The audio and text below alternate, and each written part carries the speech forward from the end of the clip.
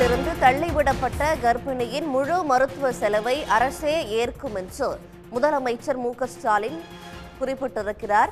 காயமடைந்த கர்ப்பிணியின் குடும்பத்திற்கு முதலமைச்சர் ஆறுதல் தெரிவித்திருக்கிறார். வேலூர் அருகே ரயிலிலிருந்து தள்ளிவிடப்பட்ட கர்ப்பிணியின் முழு மருத்துவ செலவை அரசே ஏற்கும் என்று முதலமைச்சர் தெரிவித்திருக்கிறார்.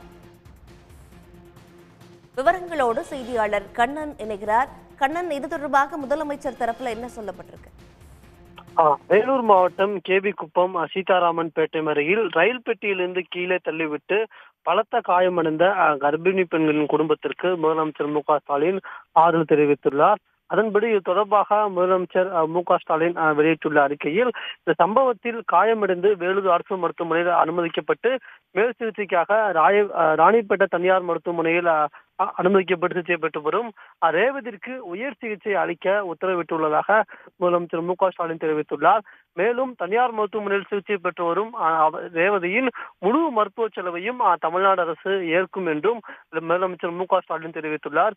மேலும் இந்த குற்ற சம்பவத்தில் ஈடுபட்டுள்ள குற்றவாளி ஹேமராஜ் உடனடியாக கைது செய்யப்பட்டு சிறையில் அடைக்கப்பட்டுள்ளதாகவும் முதலமைச்சர் மு.க.ஸ்டாலின் அறிக்கையில் தெரிவிக்கப்பட்டுள்ளது.